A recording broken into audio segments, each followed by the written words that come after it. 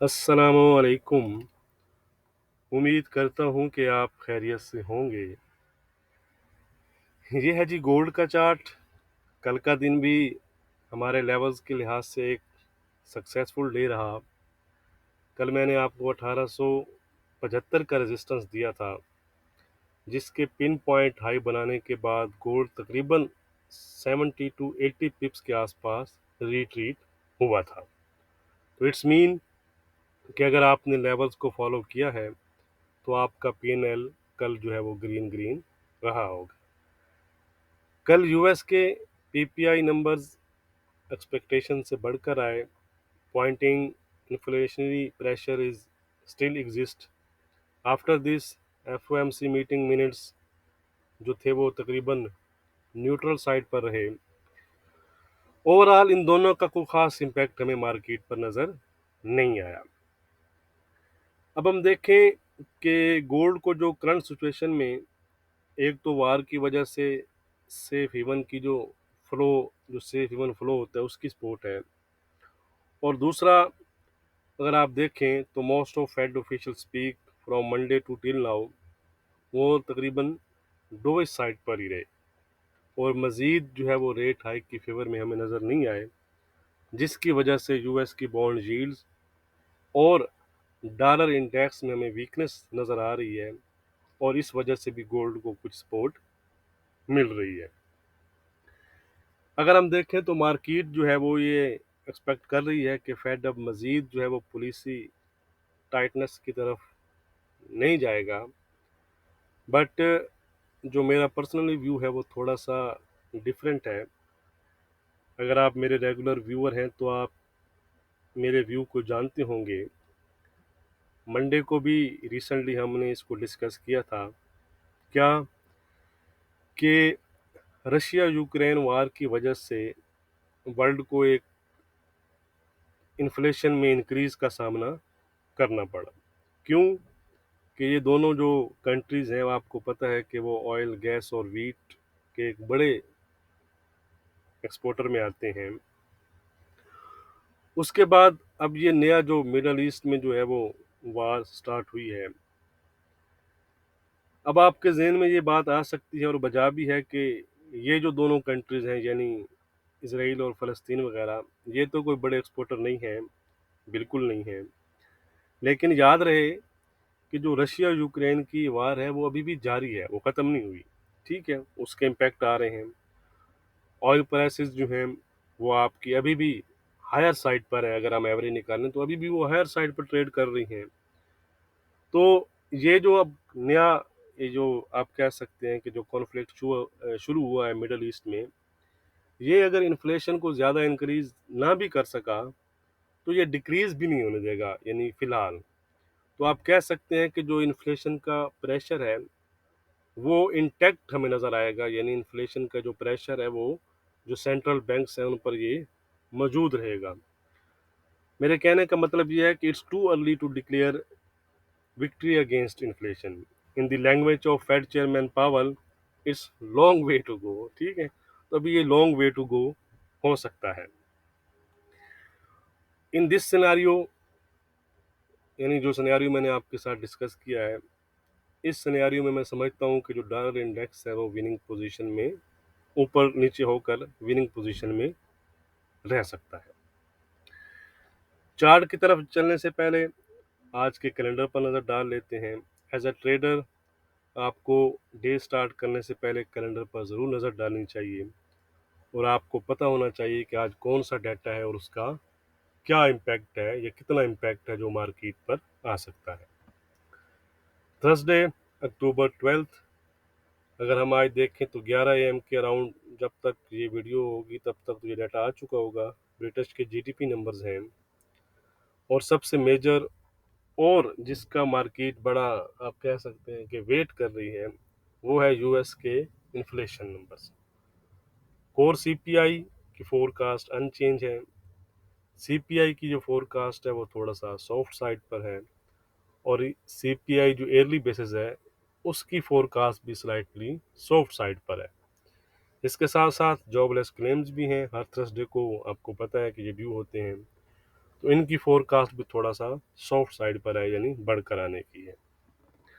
अगर हम एक्सपेक्टेशन को देखें तो ये सॉफ्ट साइड पर हमें नज़र आ रही हैं, लेकिन जो मेरी एक्सपेक्टेशन है, जो भी मैंने आपके साथ डिस्कस भी की है, वो थोड़ा सा डिफरेंस है डिफरेंस है यानी दूसरी साइड पर है। बहरहाल, आपने एक्सपेक्टेशन या फोरकास्ट को फॉलो नहीं करना, आपने एक्चुअल नंबर्स को फॉलो करना है। अगर हम इम्पैक्ट की बात करें इन्फ्लेशन नंबर्स की, तो अगर ये नंबर्स बढ़कर आए तो इसको डॉलर के लिए पॉजिटिव और गोल्ड के लिए नेगेटिव तस्वुर किया जाता है अमूमन, और वाइस वर्सा अगर नंबर सॉफ्ट साइड पर आए तो इसे डॉलर के लिए नेगेटिव और गोल्ड के लिए पॉजिटिव तस्वुर किया जाता है। तो चलते हैं जी चार्ट की तरफ। अगर हम देखें एक चीज़, तो वार से पहले गोल्ड यहाँ पर था, ठीक है जी, ऐसा ही है। वार की न्यूज़ के बाद गोल्ड ने अप साइड पर ट्रेवल किया और रिसेंटली 1880 के आसपास तक पहुंच चुका है। अब इसको आप एक बहाना भी कह सकते हैं, अगर ये ना भी होती तो भी गोल्ड ने यहाँ पर आना था। क्यों? कि ये करेक्शन जो थी वो ड्यू थी। अगर आपने मेरी वीकली वीडियो देखी है, नहीं भी देखी तो आप देख सकते हैं, लास्ट वीक तो हमने डिस्कस यानी वीडियो नहीं बना सका था। ठहरे मैं उस चार्ट पर चलता हूँ। आई थिंक गोल्ड ने जब 1848 यानी प्रीवियस वीक, जब इस वीक को छोड़कर प्रीवियस वीक को 1848 पर क्लोजिंग दी थी, तो हमारी ये बात हुई थी, ये वाली। क्या बात हुई थी? उस वक्त का ये चार्ट है। उस वक्त मैंने कहा था कि 1810 का जो सपोर्ट दिया था आपको, और कहा था कि दोबारा इसको कम से कम इस दो जोन तक लाजमन इसको रीटेस्ट करना चाहिए। कौन से जोन थे? 1885-88 का जोन बताया था, और दूसरा मैंने आपको 1898-1900 राउंड फिगर का जोन बताया था।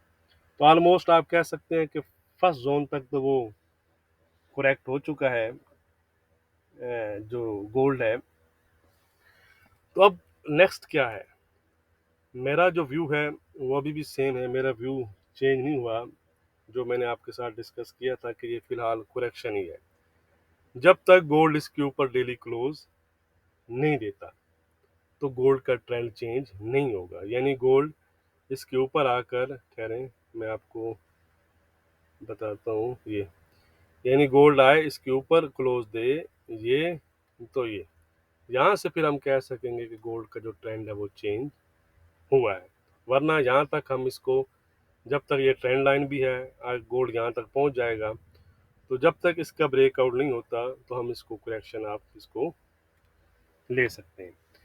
बहरहाल एज अ डिस्क्लेमर, क्योंकि वार भी चल रही है आपको पता है, तो उसका भी एक इशू है। तो जब तक आपको कुछ स्ट्रॉन्ग सेल का एविडेंस न मिले तो आप इस चीज़ को फॉलो मत कीजिएगा।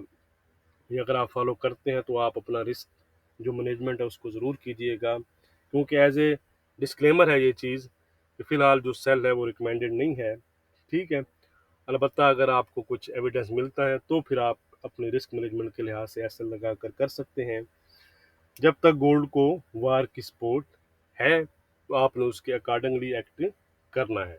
ट्रेड विद केयर है, केयर के साथ ट्रेड करें, और मिनिमम रिस्क के साथ आप फिलहाल मार्केट में इंटर हों। आज तो वैसे भी मार्केट जो है वो काफ़ी वोलेटाइल रहेगी, तो इस चीज़ का भी आपने ख्याल रखना है। अच्छा जी, इंट्राडे की बात करते हैं। इंट्राडे के लेवल देखते हैं हम अपनी, बात लंबी होगी आज जी। अच्छा जी, 1880 लग गया जी, लग गया 1880 जी। ठीक है जी, ठीक है। पहले हम स्पोर्ट की बात करते हैं, क्योंकि आप सब डिप के चक्रों में होंगे ठीक है। तो स्पोर्ट इसका यही एरिया है, जो कल इसका रेजिस्टेंस एरिया था वो अब इसका सपोर्ट एरिया हो चुका है, और ये एक अच्छा सपोर्ट एरिया हो गया है, ठीक है। गोल्ड को वीकनेस के लिए इस जोन को जो है वो ब्रेक करना होगा, ठीक है। कौन सा? कल भी मैंने आपको बताया था, ये 1865 से 1868, ये वाला जो जोन है अब गोल्ड के लिए एज ए एक आप कह सकते हैं कि स्ट्रॉन्ग सपोर्ट या की सपोर्ट लेवल काम करेगा। अगर यहाँ से डिप मिलती है दोबारा से भी आप इसमें इंटर हो सकते हैं विद मिनिमम एसएल।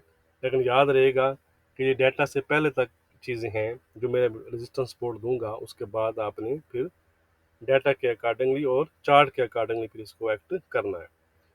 दूसरा सपोर्ट जोन सेम ही है, उसमें नो चेंज है। ठीक है, ये वाला जो जोन हमने डिस्कस किया था कल भी 1850 से 53 का, ये दो जोन आपके लिए इम्पोर्टेंट रहेंगे अगर आप बाय फाइंड कर रहे हैं। ठीक है जी, उसमें ये वाला जो लैंग यानी कि 1845 है ये इंटैक्ट रहना चाहिए। ये अगर ब्रेक होगा तो मैंने आपको बताया होगा। तो लोअर साइड पर ये एरिया है। अब आ जाए जी अपर साइड पर, एक तो ये इसकी विक लगी हुई है, दोबारा से आई थिंक उसी को टच किया है। हाँ जी, 1880 को टच किया है। ठीक है, कुछ माइनर सी रेजिस्टेंस इसको इस एरिया में पड़ सकती है 1880-82 की, लेकिन हमारा जो रेजिस्टेंस जोन रहेगा वो रहेगा जो हमने अभी डिस्कस भी किया, काफ़ी दिनों से हम इसको डिस्कस भी कर रहे हैं और इसका वेट भी कर रहे हैं, 1885-88। ये वो जोन है जिसको गोल्ड अगर ब्रेक करता है तो गोल्ड जाकर फिर 18, ये वाला जोन, ये वो जोन है जिसके ऊपर फिर मैं इसको देखूंगा कि मैं कहूँगा कि यार ठीक है, अब इसकी जो है वो करेक्शन नहीं, अब इसका ट्रेंड ही चेंज हो गया। ठीक है, कौन सा? 1898-1900 का लेवल। इसके नीचे नीचे यानी हायर साइड पर ज़रा आप बाय में भी कॉशियस रहिएगा, क्योंकि अब गोल्ड तकरीबन आप कह सकते हैं कि यहाँ तक आ चुका है। अगर आप ओवरऑल आप देखेंगे तो इसका 1913-15 के आसपास भी लेवल पड़ा हुआ है, लेकिन मेरे ख्याल में यहाँ ये जो दो एरिया हैं, खास तौर पर इस एरिया में से एक स्टिफ या एक ज़बरदस्त रेजिस्टेंस का जो है वो सामना करना पड़ सकता है। बाकी आज के लेवल्स क्या रहेंगे वो हम देख लेते हैं जी। अच्छा जी, रेजिस्टेंस तो मैंने अभी आपको बताई है। आज मैं जोन दे के जा रहा हूँ जी। ठीक है, 1885 से 1888 का ये हमारा रेजिस्टेंस एरिया रहेगा गोल्ड के लिए। ठीक है, इसको अगर गोल्ड ब्रेक करता है तो गोल्ड 1898-1900 और 1912-15 तक फिर जा सकता है। On the other side sport area ये वाला है जो भी मैंने आपके साथ डिस्कस किया है, एक क्रिटिकल स्पोर्ट एरिया रहेगा इसके लिए 1868। ठीक है, इसको आप 65 भी कर सकते हैं। ठीक है, ये वाला जोन आपके लिए स्पोर्ट जोन है, ये आपके लिए रेजिस्टेंस जोन है। ट्रेंड फिलहाल गोल्ड का जो है वो पॉजिटिव बना हुआ है। बाकी ये जो लेवल्स हैं ये सीपीआई नंबर्स तक ही वैलिड रहेंगे। अभी तक अगर आपने वीडियो को लाइक नहीं किया तो लाइक ज़रूर कर दीजिएगा। डाटा की अपडेट मैं आपके साथ टेलीग्राम और फेसबुक वगैरह पर शेयर कर दूंगा। अब हम चलते हैं सिल्वर की तरफ, उनके जो लिंक हैं वो वीडियो की डिस्क्रिप्शन में दिए गए हैं। सिल्वर 22-15 के आसपास चल रही है जी। सिल्वर का आज का रेजिस्टेंस है 2240 का। सपोर्ट हो चुकी है सिल्वर की 2180 की। ट्रेंड सिल्वर का भी पॉजिटिव बना हुआ है। यह है जी क्रूड ऑयल $83 के आसपास चल रहा है, वीक जोन में आ चुका है, यानी इंट्राडे के लिहाज से इसका जो ट्रेंड है वो वीक हो चुका है। रेजिस्टेंस हो चुकी है 8450 की और सपोर्ट हो चुकी है 8150 की। ट्रेंड मैंने आपको बता दिया है कि वीक है। वीडियो को लाइक और शेयर करना मत भूलिएगा। बहुत शुक्रिया।